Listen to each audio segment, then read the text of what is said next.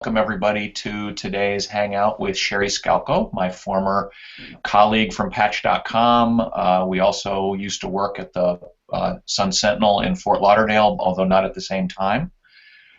Just a couple of quick housekeeping notes. We'll keep this to an hour. I'm not going to do an invitation or an introduction of Sherry because you had all that information in the Blackboard notice about this Hangout. A chance to ask a question, please introduce yourself. We are recording this, and we'll keep it exactly to an hour, as we promised. So I'm going to go ahead and start with a question here. Given the breadth of your experience from consumer to business journalism, from sports to news to business, nonprofit work with Online News Association and all manner of platforms, what do you think is the most promising model for journalism right now, business model? Oh, that's a good question. So it's a challenging one to answer because the models themselves are so different. I was thinking about this actually before we started, is the business-to-business model is a different audience setup than a business-to-consumer. Right, is more of a general news. So we're here in Chicago, and Business Insurance, whom I work for as the Director of Digital and Audience Development, we have a very specific group of people that we are targeting, and that is risk managers, benefits managers, and related decision makers in companies that earn 500 million or more in revenue per year. Okay, so I know exactly who my audience is, and it's very easy to target them. Everything I do every day, I say, is this getting me closer to my goal? And then I was thinking, you know, Chicago Tribune is right down the street. Who are they targeting, right? Who is, when they're doing a marketing campaign or an acquisition campaign, are they targeting these 68-year-old retiree homeowner on the Gold Coast, or are they targeting the 25-year-old young professional who is living in Lakefield and doesn't own property? So when you talk about business models, it really, it depends on, well, what are your goals? What are you trying to do? That being said, we don't cover Chicago City Council. And when we cover something like, let's just say the Germanwings flight that crashed into the mountainside in Europe earlier this year, we're not looking at it from a standpoint of passenger safety so much as we are about the impact it has on the insurance industry or the risk of those companies. So it depends on what you're trying to accomplish.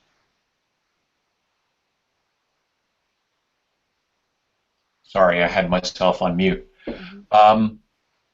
So give me an example of some different business models that you've seen in let's say, a consumer site that you think is promising.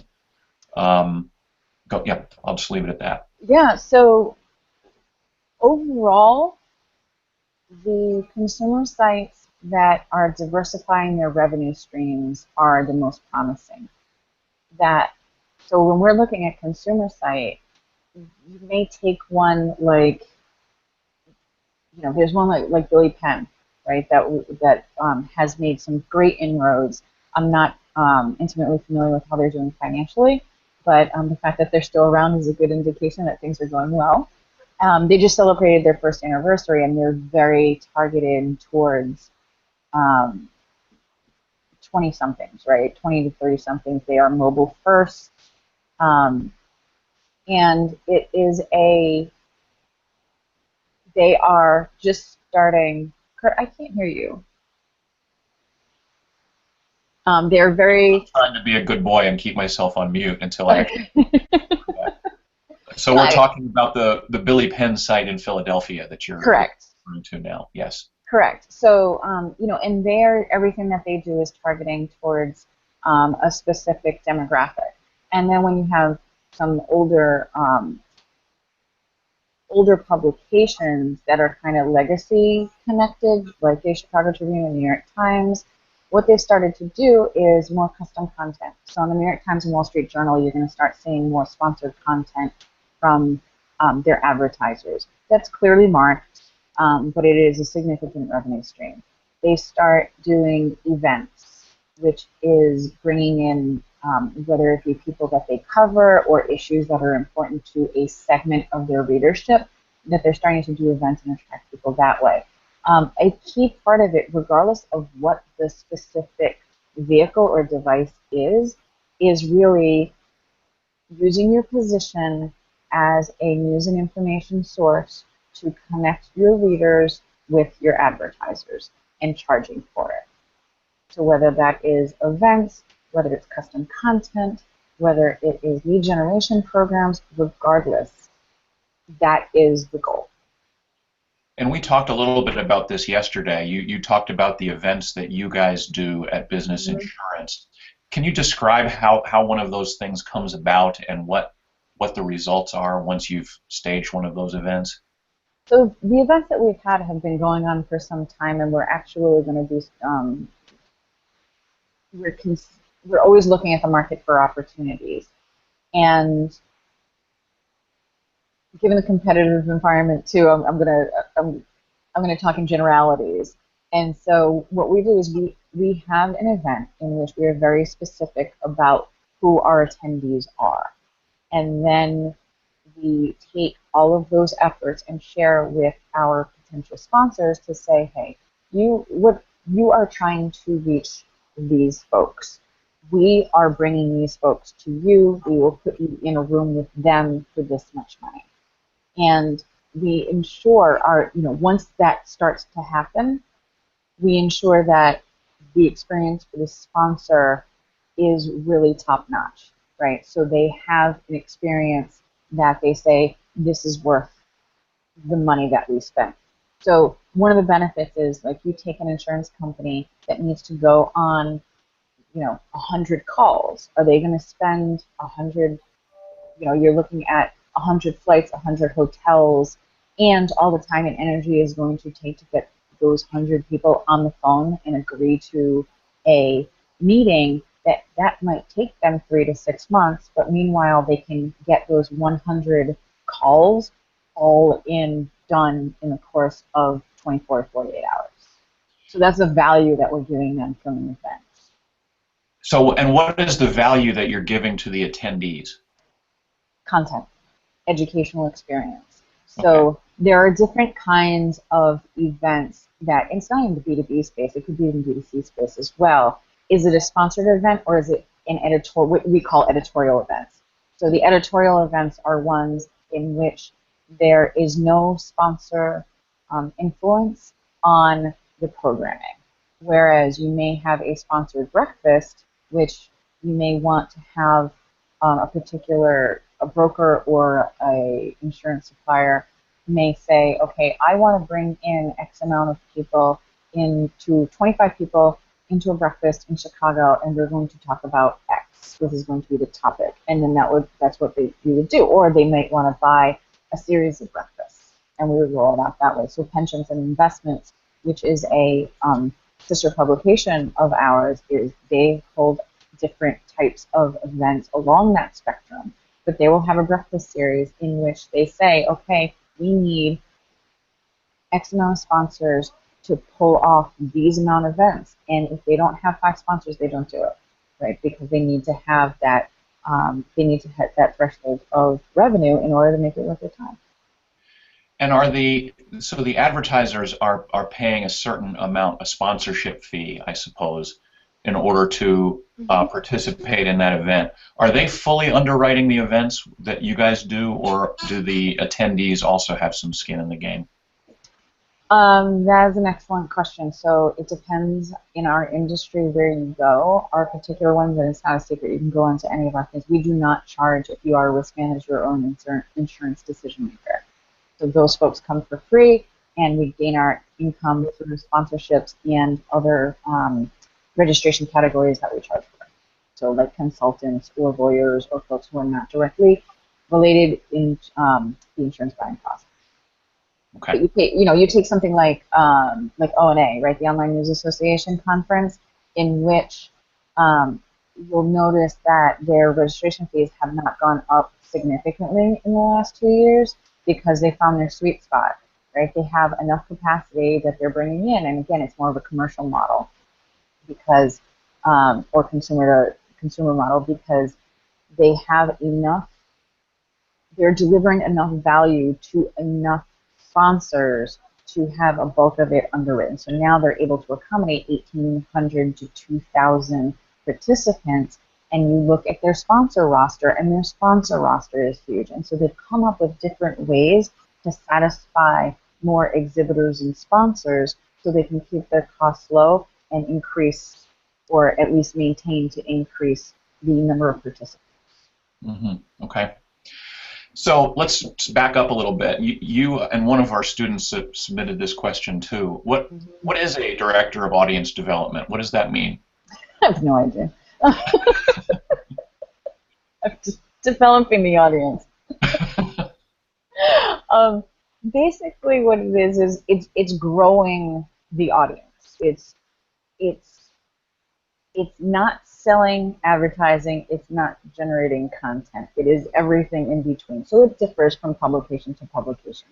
In my publication, I oversee marketing, audience, and digital. And for us, audience is our database, our circulation and subscriptions, and things like that, as well as I have digital analytics under me as audience, not under my digital hat. My digital hat is digital products, and making the website work, making sure it works for our editors, making sure that it works for our advertisers and things like that. But when it comes to analytics and how people use the site, that falls under my audience role. So we're getting to the point where we're able to track the people who come into our site, when they register, at what point, how many page views, what's the average page views that the average number of pages that they visit before they hit our, well, it's supposed to be 10 before they hit our subscription wall. How many people subscribe? How many people come back the next month? How long does it take them to hit that wall? Things like that. That's audience. And so it's basically connecting content. Anything that connects the content with our advertiser falls under audience. And I imagine that role, we hear a lot more about people in the role that you have now because we have the data now that we didn't have 15 or 20 years ago. Exactly. So it used to be circulation manager, right? Because it was all about how many subscriptions that you sold and how many you were distributing, and on the business side, it's called the BPA statement. So it's like, how many subscribers do you have? And they audit you, and you have to prove all this stuff, and et cetera, et cetera. And now that we've got digital, it's shifted the advertising model, right? So advertisers aren't as interested in print because you can't count how many people see your ad and how they interact with your ad. But on digital, it's easy to do. And so why do you need subscribers? You just need people coming to your website. Well, you want to make sure you have the right people to come into your website, so you're going to have registered users, so now you've got their data and you can interact with them, you know who they are, what they do, what they like, et cetera, et cetera. So did you happen to see the story on the Neiman site today about patch editors who have gone on to found their own? I have not seen the story, but I'm intimately familiar with at least 3 people who have gone on to found their site, because 2 of them used to work in our zone, and another person, Mike Dinan, is just knocking it out of the park with me tonight. Yeah, he's quoted in the article. Yeah. I guess I'm wondering, with the benefit of a little hindsight, what you think the model or the future for local community news looks like. It's interesting that you say that, because I still believe that there is a market for local community news. You need to have that flexibility to, every community has its own profile, right? It might be an older community, it might be a younger community, and they care about different things because they've moved to that community for different reasons, right? But the one thing that's consistent behind all of this is that there is a heck of a lot of work, and the first year or 2 is where people they're really not making money, right? And they are everything. They are the editor, they are the IT department, they are the sales department. And so that's really challenging. We have DNA Info, which is a kind of hyper-local big city. There's one in Chicago, there's one in New York, and they do a really good job in some areas, and other areas I, as a reader, I'm like, I want more, you can do this, and I'm rooting for them because I think there's a big opportunity there. It just takes careful planning.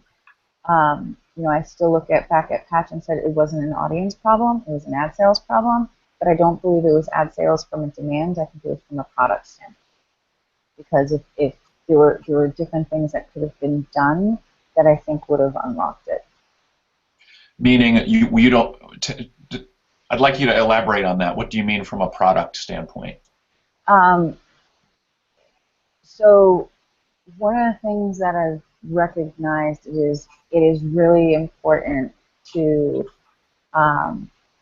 understand your advertiser and be consultative rather than trying to sell them something. Understand what their problem is and have a suite of products that can solve their problem. And display advertising is just one of a lot of things that meet that goal. So, for instance, is one of the things that we did up in Palatine in Arlington Heights Patch, and I say we as in somebody else in my zone. So, came up with a brilliant idea of, again, matching audience with advertisers using your unique position as an information provider.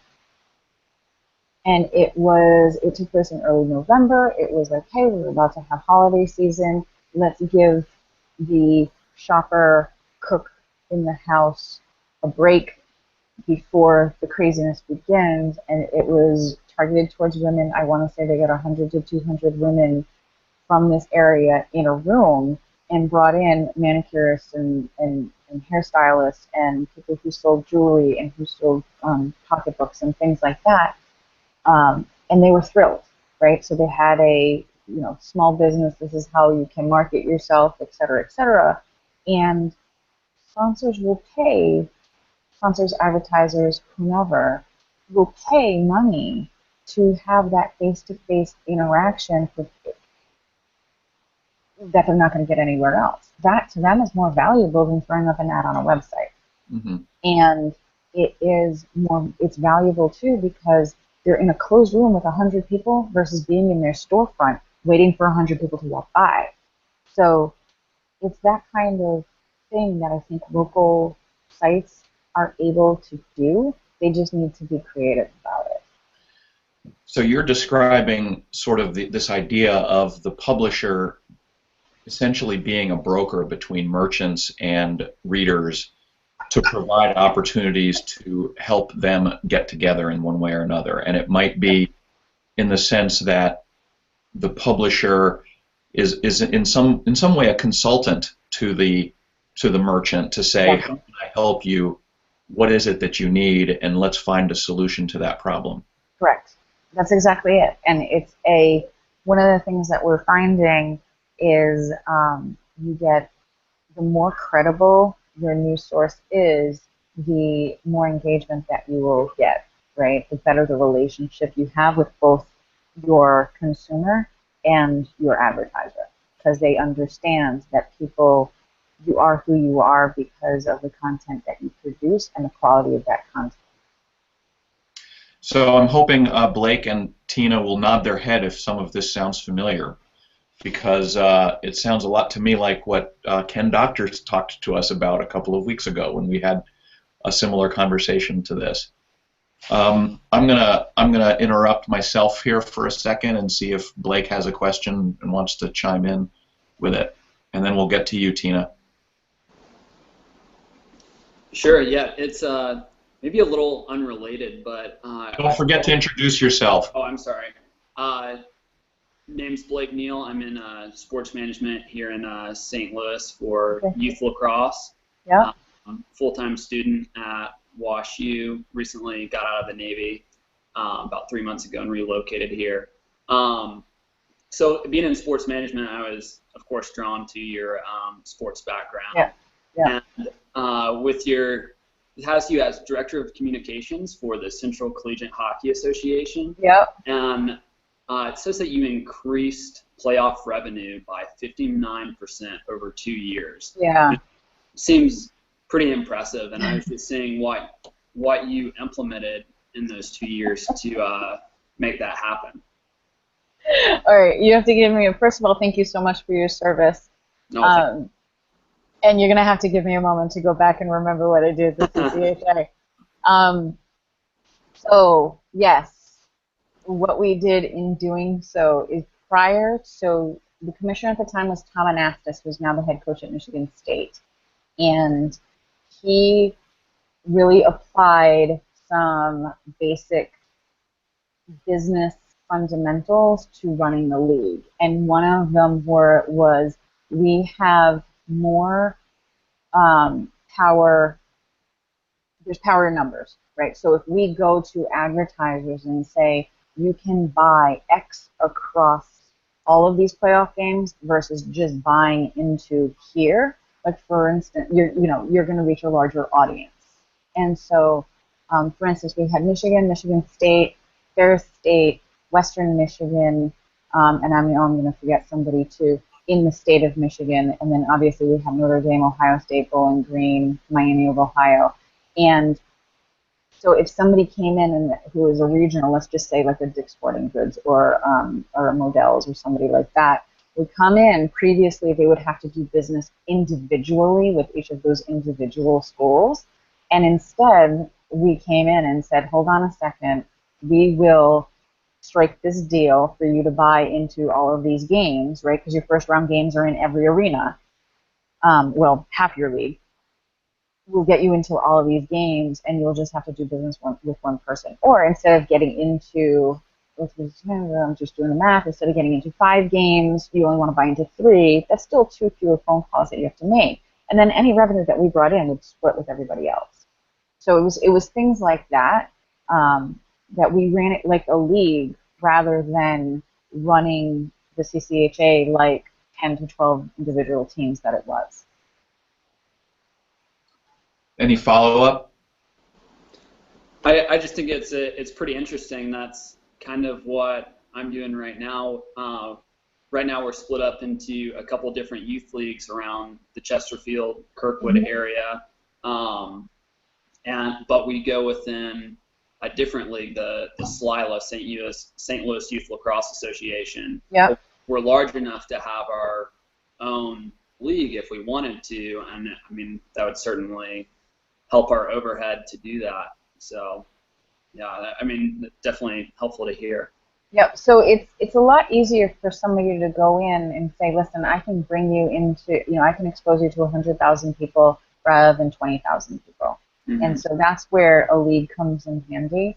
And then obviously running a league is always challenging just because you're going to have teams that do most of the carrying, right? So at the CCHA, it was Michigan, Michigan State, Ohio State, and Notre Dame, right? And Ferris State was just like, hey, we're glad to be here, kind of thing. Now, mind you, they won a national championship as well a few years later, but you have to understand the dynamic, and it takes a lot of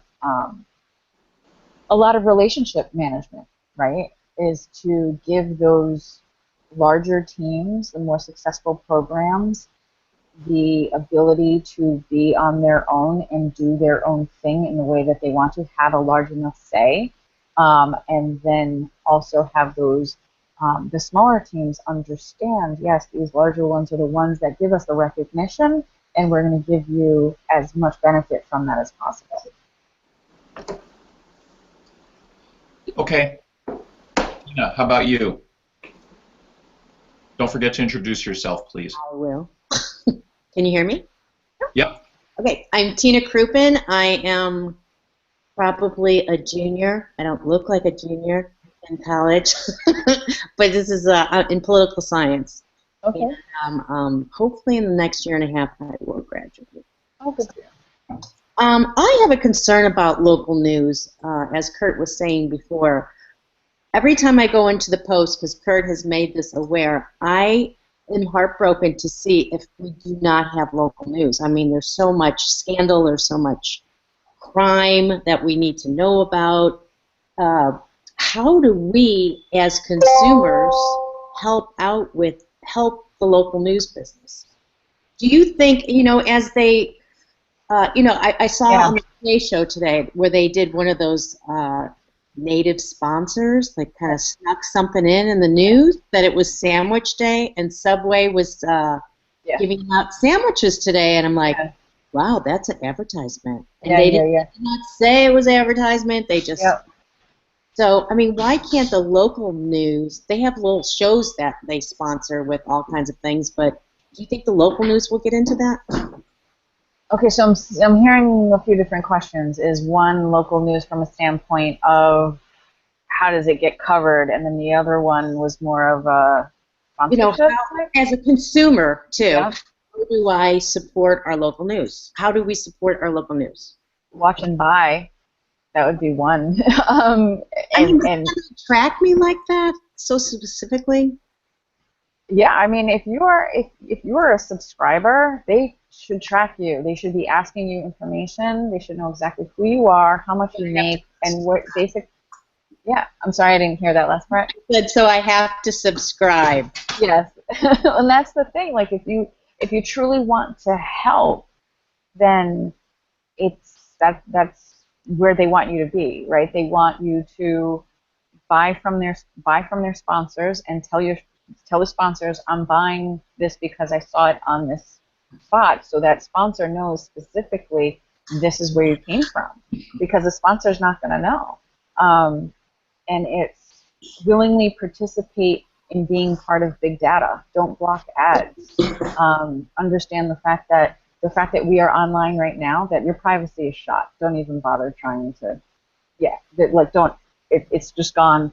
Use your email address, sign up for whatever, let them track you because your data is already out there. Google owns my soul, and I've come to I'm good with that.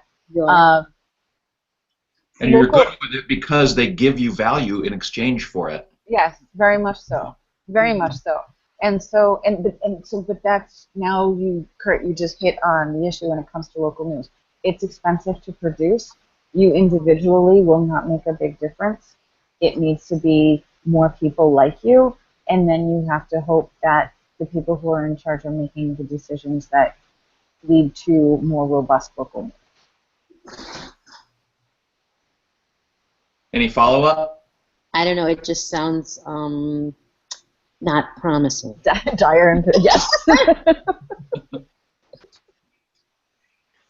it's one of those things. Like, so Mike, I haven't read that Neiman article, but Mike Dinan and I are we're close. We're in frequent contact with each other, and it's participate in the process. And it's whether or not those local news outlets want to participate in the process. So if the dispatch is having live events, attend those live events, talk to them, tell them what you want. That was one of the great things that we used to do at TAP, is that we would have that back and forth, and we would know exactly what was going on, so we could tailor our content to what people were interested in reading. But if that local news outlet isn't interested in having that conversation, then what are you going to do? The point you're making about local news being expensive is really an important one to keep in mind, and I think to reinforce. We all launched our patch sites here and started writing about everything that was going on in our communities, and then we finally had some tools that we could go back and look at what we were writing and see how much of a response it was getting. Mm-hmm. And it was really eye-opening to realize that a lot of what we were posting on our patch sites, we were basically spending $1 a page view on some of that content. I mean, and it was interesting to somebody, but not to most of our readers. Yeah. And so we had to recalibrate and really focus on, and So then you sort of are on that line of, well, where does our public service mission end and our need to serve advertisers and readers begin? And I don't know. Do you have any thoughts about that, Sherry? So metrics are a diagnostic tool. They are not the cure, right? So it is whenever a doctor comes in and makes an assessment, you know, he checks your temperature, your heartbeat, and he has a conversation with you. You know, there's a lot of other things that go into coming up with the assessment, right? So metrics is one of the things that you use to make a decision. The public's right to know versus the public's need to know, versus the public's want to know, right? So that's all different. Getting into the want to know is where we start getting that icky feeling, and then we have a tendency to just write things that we think are important, and we go, well, wait a second, this is newsworthy, and we forget to ask to whom. To whom is it newsworthy, and why? And write it that way to make it more interesting to those people. And then when we're distributing, are we distributing to those people for whom we just wrote this story? But I also think that what I like that we were doing at Patchett, we had started going down that road, and it was a little cumbersome as we got there, is, you know, sponsored content, right? So we did Grape Nuts, we did You'll Play, we did a few other things, like What's Your Mountain? And that is something that I think could have been really successful now, 2 years, 3 years later. Now that I'm looking back on, okay, this is how I would have executed it a little bit differently. Opening up the platform, allowing the community to contribute, I think is a great idea. So you take something like, so Oswego is an excellent point. It was one of the most successful patches that we had, especially in the Midwest, but olive patch. Stephen Jack, who was the local editor for that, started up only Oswego, his own local news site, and it's taking off just as much, because he knows what that community is interested in. So that's why I still have hope that that's there.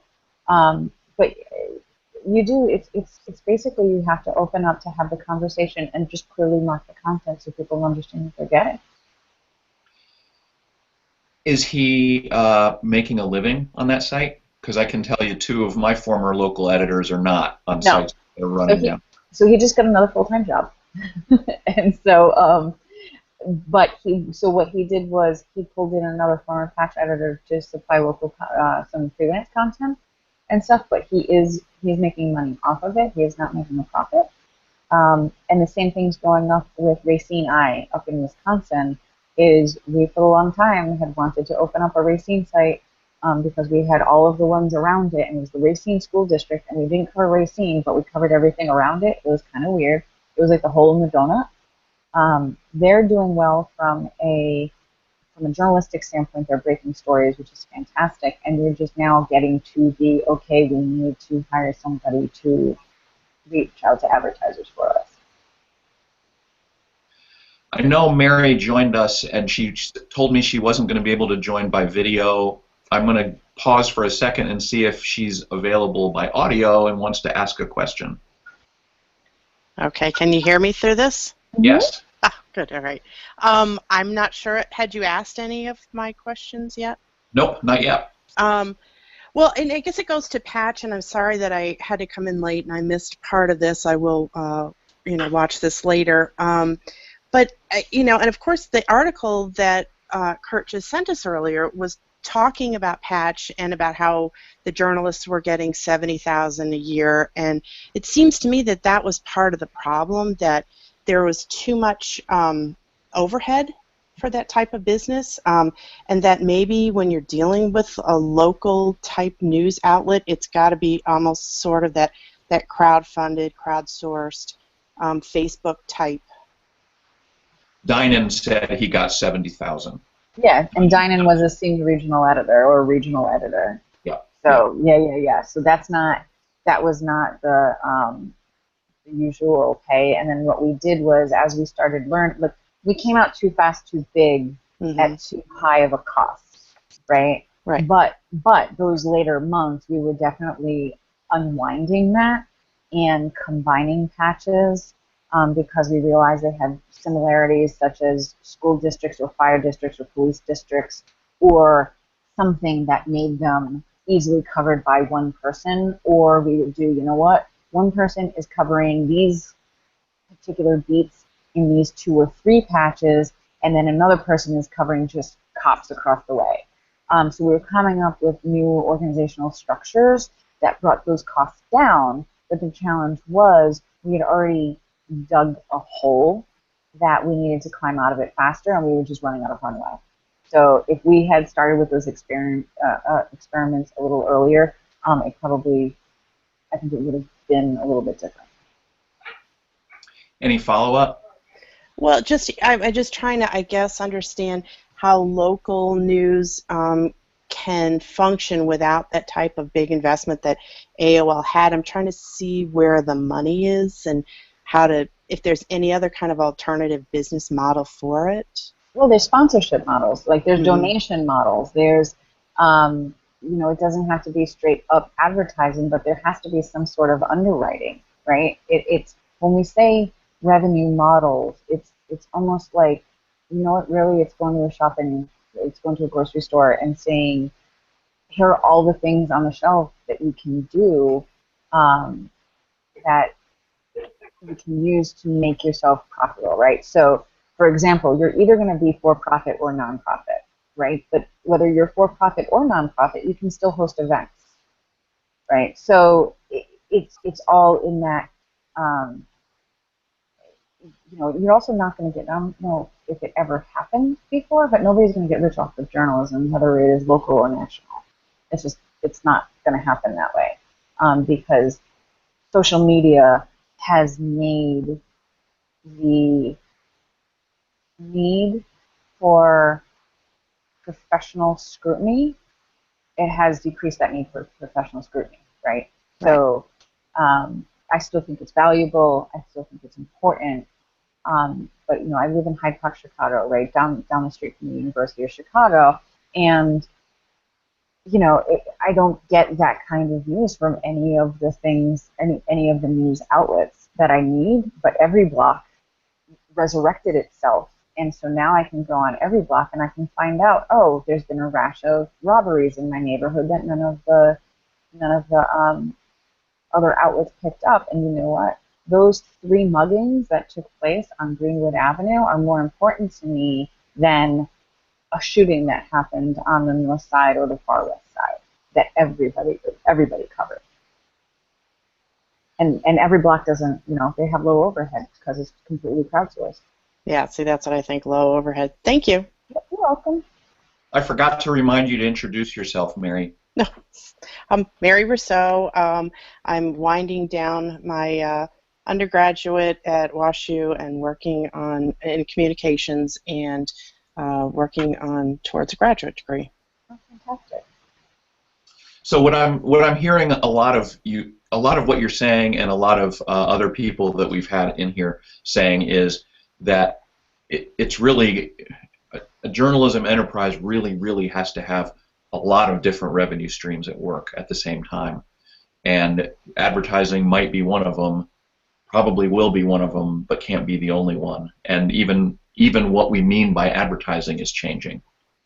Correct. And technology is a key part of it too. If you do not have a responsive website and it does not show up great on mobile and it's a difficult experience, then see ya, because that's what people are used to.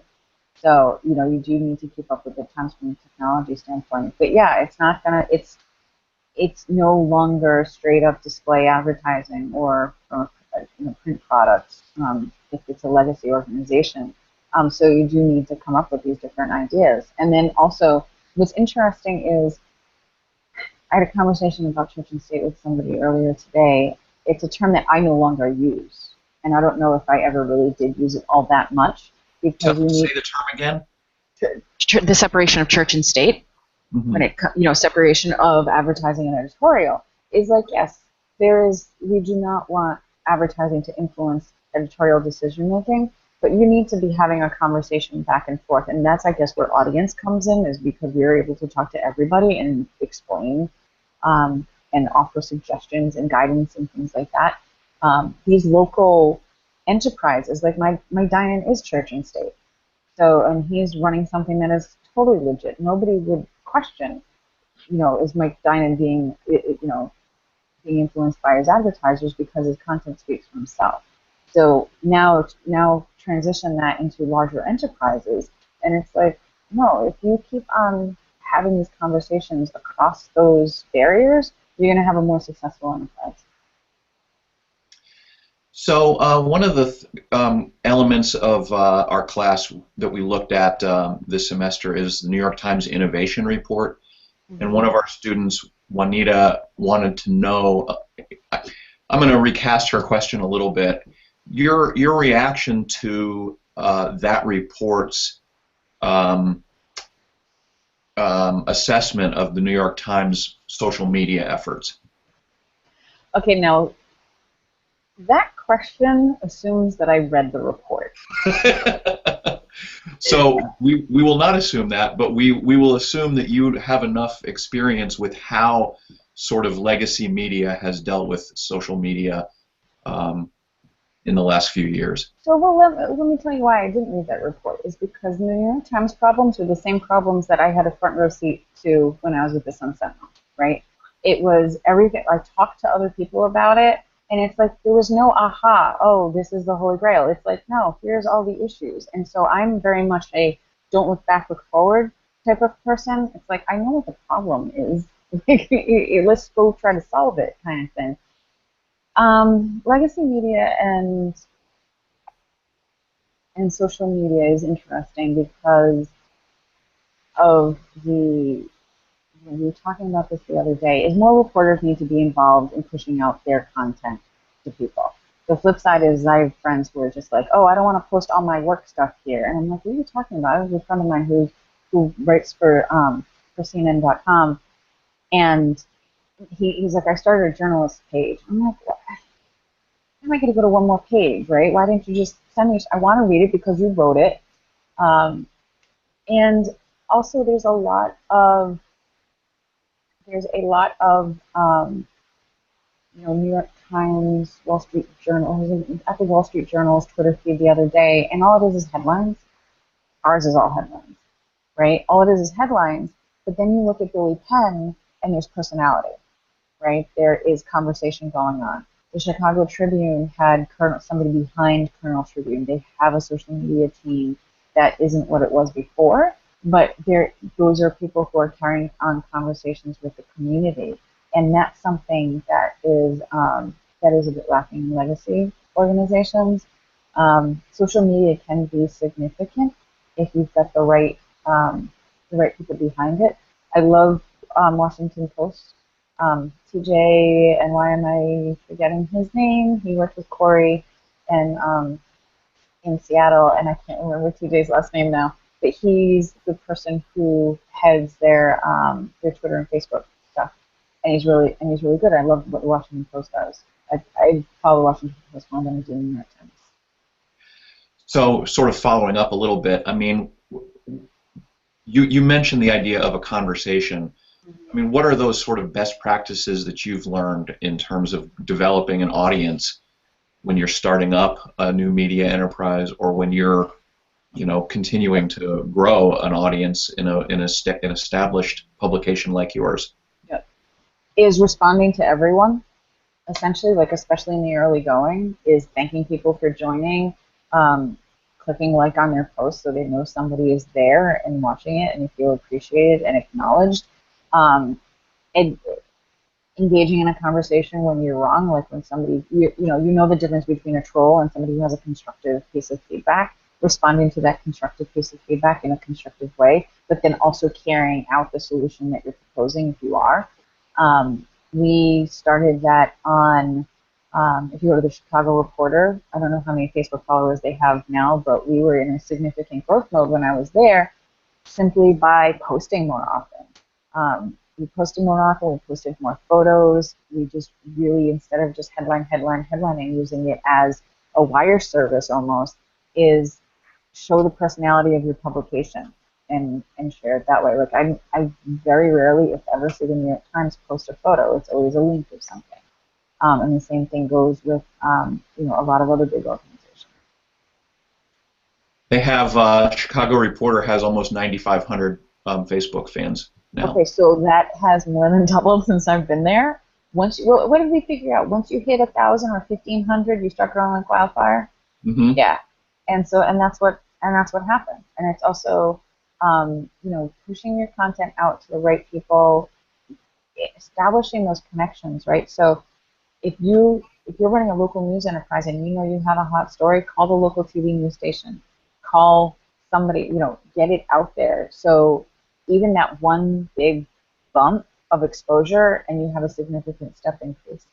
Mm-hmm. So like I was looking at, was it Variety or Vanity Fair, or somebody was doing a profile of Humans of New York and his basically the history of how that took off. And I think that's an excellent example of building a community. And that community also now polices itself in many ways. So if you come on and you know, you're just a downer and you're trolling, people will act. It's funny, you know how Facebook tells us every day about all of the posts that we have from 3 and 4 and 5 years ago. Yeah. So we share some of those memories with our followers. Yeah. I go in there now every morning, and my feed is full of broken patch logos from news and stories and things that we were talking about at the time. So it's sort of depressing. Nostalgic yet depressing. Yes. Nostalgic at the same time. Yeah. Yes. Yep. So Scott wants to know, another student, about whether you feel like it was a transition from being sort of, I'll say, a traditional journalist to the role that you have now, this audience development role, or is it a natural progression? So it was natural for me just because I have an affinity for numbers and data and technology. And it was natural because I'm my own precious critic, and I was a beat writer for a while, but I knew other people were better than me. And then I was an editor for a while, and I quickly understood that I am the best. I'm at my best when I'm working with a certain caliber of writer. I'm not a very good teacher when it comes to writing, and I get that. I'm a better teacher when it comes to numbers and when it comes to operational things. And so when I was at Patch and I was the editorial director in the Midwest, and I oversaw 8 states, and it was basically 202 patches, and at a high it was 225 people, and I loved it because I dealt with the problems, right? Legal problems, FOIA issues and stuff like that, so not a problem. That was easier to do.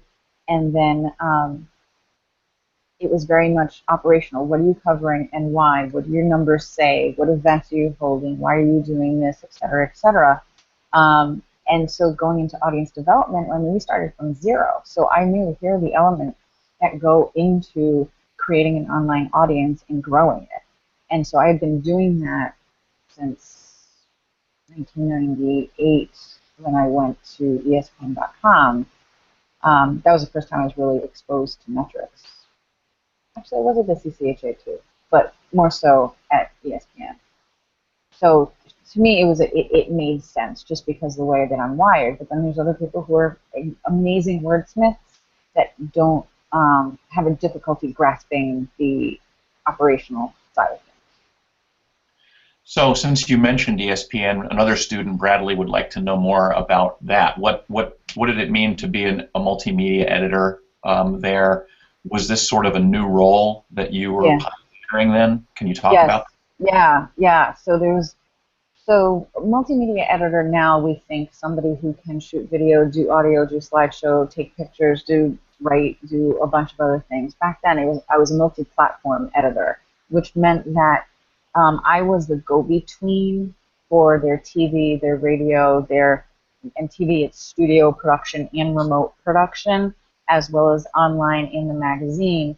And so when we had things like the Stanley Cup final, instead of being involved in actually producing the content, I'd be like, okay, remote production has this particular player, and they're going to be interviewing them post-game. Does does the magazine or radio or .com need this player? Once we cut the video, can we get the video over onto .com? Can we get the sound bites on things like that? So I was the one like looking at it more holistically and ensured that we weren't making too many phone calls to the same team asking for the same player. So another question from a student. John would like to know if, as a woman, it's been more difficult to adapt quickly, or have you had to adapt more quickly to the changes in the media landscape? So it's with everything has a like a strength and a weakness, right? So I had often been the only woman in the room, and conversations would be taking place, and I'd be chiming in, and then I'd be not ignored but kind of dismissed, and then the guy next to me would say the same thing, and it was the best idea in the world, right? I've had those experiences. I've had experiences when I was covering sports of, I know like this much French and maybe this much Russian, but just enough to know what I'm being talked about in an elevator. So I've had those experiences. And like then as I've become, as I've grown as a professional, I've learned to navigate around those, and turned it into a strength in digital media, because we need to be able to, every organization needs to reflect the audiences of which they serve. And audiences serve a significant amount of women. And so that allows me a lot of opportunities that I wouldn't have had otherwise if I went into other industries. So I know that when my resume gets submitted, that they see my background and, oh my goodness, she's a woman and we can put a woman in upper management, that I know that pulls it out of the pile. Totally. But the bottom line is, when they do hire me, I need to perform, and that's what it comes down to. So instead of being a woman challenging to adapt, I find it's my age and it's my bandwidth right now. So I have a 4-year-old, a 4.5-year-old, who is who's crazy and she's awesome and requires a significant amount of my attention. So when I come home at night, instead of playing around with the latest technology, I am playing with Legos on the floor. So that has impacted how I've kept up with technology. Like, don't ask me about Snapchat. I can just about figure it out. But I know that if I sat down, I would do so. So Corey Hake and I, she's at the Washington Post, we're of the same ilk of like, we like playing with things and then saying, okay, here, I think we've got a business. I think this is a product that we can launch. I haven't been able to keep pace as much as she has because her kids are older than mine.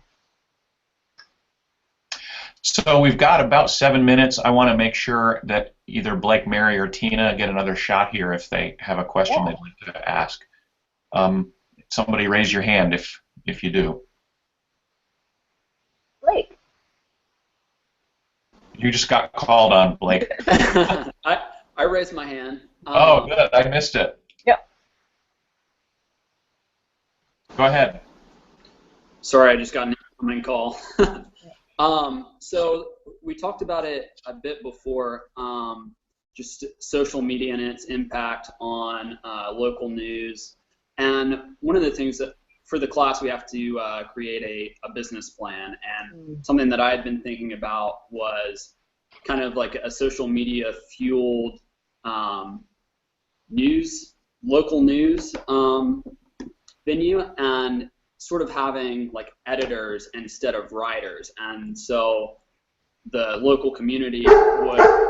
I have a dog too. would maybe submit something that's going on in the community, and then an editor would be in charge of fact checking it for validity. Do you think that that's something that would be viable? Would I be doing your homework for you then if I answer that question? I will give you a few things to think about. Is who owns the content, right? And then what platform are people on? Are you asking them to switch around, right? Is there any amount of user fatigue in there? What sort of technology is powering it? There's a lot of, and then how are you going to monetize it? And it's how also are you engaging with your reader? What kind of data are you getting from them, right? And who owns that data? So those are some things to think about, especially from the data standpoint. I'm always wary about when we talk about social media. Is great, they're engaging with you on Facebook, but do you know who they are, and can you contact them outside of somebody else's platform? Is that helpful? Yes, thank you. Okay. Did I do his homework, Kurt? No, you're fine. You're fine. Okay. Mary and Tina, anything you want to add? Go ahead, Mary. Go ahead. If I could just ask you, your business model now is business insurance, so you're just in the business insurance, area. Yeah, business risk. What do you think about, for gun control? They are kind of going back and forth about having these owners insure their guns. Mm-hmm. As a insurance, company, do you find that exciting or? Yeah, so we're not insurance. So what we do is just to set the level though is we cover risk. We don't and the insurance industry. We don't necessarily advise on insurance, and we don't do insuring. So I find it interesting only from an individual standpoint, because clearly there is some insurance out there from a liability standpoint for other organizations who, as a matter of course, for business, arm their employees. So I can't imagine that it would be cheap insurance to get. I would imagine the premiums would be pretty significant. How if it's, federally, just like you have to have car insurance? Yeah. Uh-huh.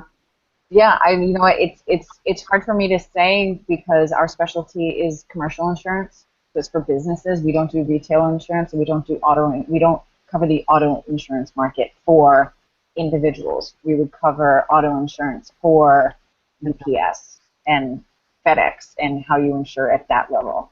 So it's really difficult for me to say from that standpoint. But I do find it fascinating from a gun control standpoint. Very. So we've got 2 minutes here, and I think what I'd like to do is, going back to Blake's question, as we talked about before, everybody has a business plan that will be the final project, and they're supposed to be, and we've talked about, if I've talked to every student about what platform or outlet they're planning to write a business plan about, but I guess I'd just like to know if you could give some advice or some ideas about writing a business plan. I'm sure you've done 1 or 2 of them. It's like I always use somebody else's. Like I'm a fixer. Somebody else always has a business plan, and I do the tweaking. Clearly define your market. Clearly define their problem, and clearly define how you're going to meet it, essentially. And then who is going to want to pay for access to that market and be associated with that problem that you're solving, right? That's kind of what the whole thing revolves around, and always ask yourself, what separates me from the competition? Who else is in this space? How can I differentiate myself? How can I do it better? What is my value proposition? So look into Google value proposition, get into the marketing end of it, because you want to have it's a UVP, unique value proposition. And so that's what we do, is like, how are we different than all of the other periodicals in our space? And we look at it from a standpoint, we stand on our credibility, and we stand on our reach, and the fact that we produce daily rather than monthly content, so our engagement's on a regular basis, and we look at it like the experience that we give in our events. So your business plan isn't just, here's my website. It's like, okay, now here's a little business plan for my events, or here's the business plan for my whatever my other revenue stream is going to be, because it's not just one business plan. There's kind of like sub-plans underneath. But they all trickle down from the same. Got it. Helpful? Okay, we're right on it. Great. We're right on 60 minutes, and thank you very much for spending the time with our class sharing. Thank you. I had a good time. Good, good. And I'll stop the broadcast and send you a link to this as soon as Google is done digesting it. Fantastic. And thanks again, everybody. Take care and have a great day. All right. Thank you, everyone. Thank you. Thanks.